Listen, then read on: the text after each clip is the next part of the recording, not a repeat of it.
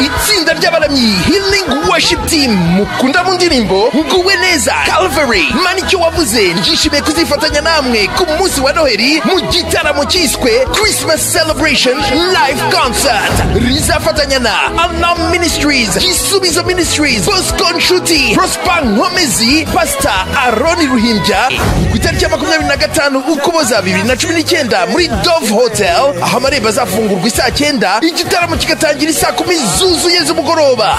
Kwinjira n'ibihumbi 3 hasanzwe ku baguzi itike hakiri kare n'ibihumbi 5 ku muryango, ibihumbi 10 muri VIP n'ibihumbi 120 ku meza ya VVIP y'abantu 8. Akarusho kandi niko muri VIP na VVIP buri muntu azahabwa impano ya SIM card ya Mango iriho unlimited internet y'ukwezi kose igura ibihumbi 6 ku buntu.